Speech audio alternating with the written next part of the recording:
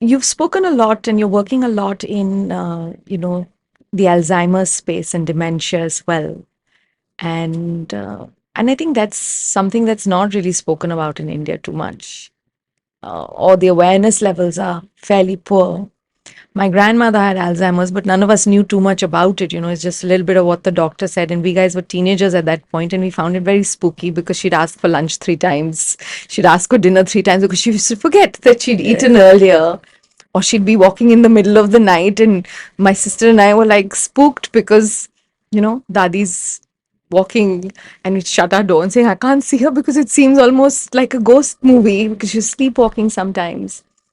And it's difficult on the patient, but I think it's very difficult on the family because if you don't understand what's going on, like at that point I didn't understand and my sister didn't understand what was going on, it was very difficult for us to even be of service for that.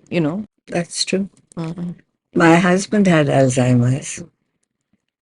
In the early days, I didn't even recognize it. I didn't know why he was behaving strangely, why he was doing things that he was doing. It sort of was almost like a barrier between us. And then gradually I realized what it was. And I thought to myself that, with cancer, there is so much material to read, to understand, to take forward. Yes, now. Correct. But Alzheimer's is today at a stage that cancer was in the not only the last century, but the early part of the last century. I met different doctors and I had to make up my mind what was going to be good for my husband. Some of them were, sort of, you have to do this because I say so. No, I'm sorry, I don't do it because you say so.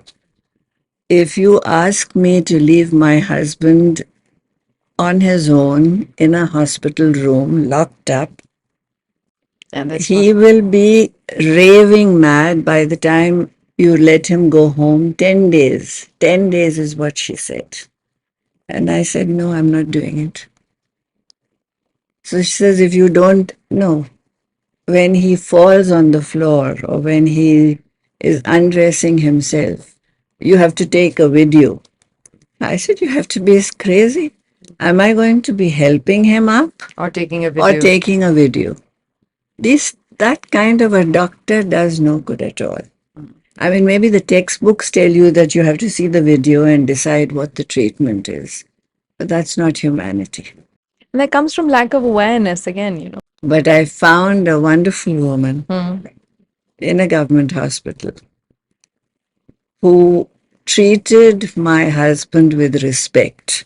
And that's the first lesson, Yeah, I think. that you treat everybody, whether cancer or Alzheimer's, with respect. I think respect it should be a given. It's not. But it's It's not. not. In our country, the doctors are up there and the patient is somewhere down there looking up, pleading. Yeah, that's the sad truth, unfortunately. That's true. To watch the entire conversation, click the link below, Unbox with Tanvi.